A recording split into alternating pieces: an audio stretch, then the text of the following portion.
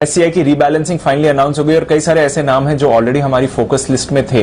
तो ये पिछले 3-4 दिनों में जो 20,000 करोड़ प्लस की एफआईआई खरीदारी देखी है, क्या ये यही एडजस्टमेंट था? मार्केट ने फ्रंट एंड कर लिया है, क्या ये मानना सही है?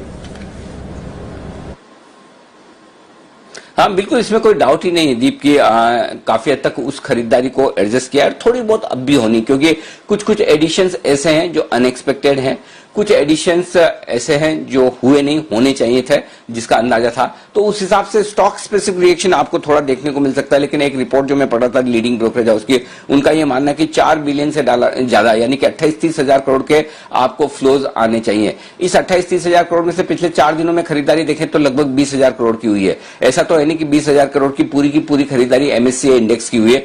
मान लीजिए 15,000 करोड़ के 16,000 करोड़ के आसपास के एडजस्टमेंट एमएससीआई इंडेक्स के हुए हैं और अब बचे 15,000 करोड़ के आसपास की खरीदारी के, जो कि 30 नवंबर तक होने हैं। तो मुझे लगता है कि फंड फ्लो जो है मजबूत रहेगा। हाँ, अब आप रोज 4-5 हजार करोड़ की खरीदारी की उम्मीद अगर एफआई से अब भी करते हैं तो ये शायद गलत होगा।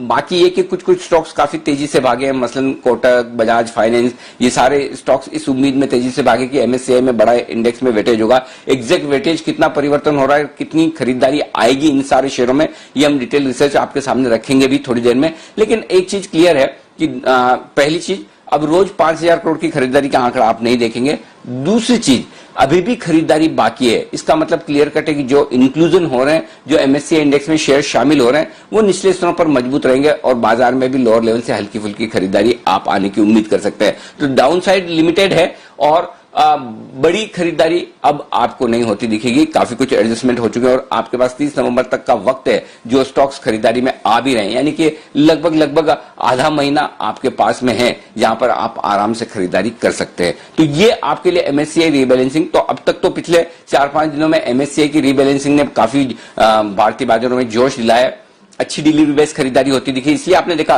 ये ज्यादातर खरीदारी जो हुई है वो कैश में हुई है। और उसका भी रीजन बताऊंगा मैं आपको कि दीप, जब भी आप इंडेक्स को ट्रैक करते हैं, इंडेक्स के बेसिस पर आपका फंड होता है, तो आपके जो इन्वेस्टर्स हैं, मसलन जैसे म्यूचुअल फंड हुआ तो म्यूचुअल फंड के इन्वेस्टर्स हुए हैं, या इनके जो इन्वेस्टर्स हैं वो जब ईटीएफ या इंडेक्स फंड खरीदते हैं तो उतने के उतने शेयर उसी प्रोपोर्शन में उस फंड को खरीदने होते हैं डिलीवरी के लिहाज से।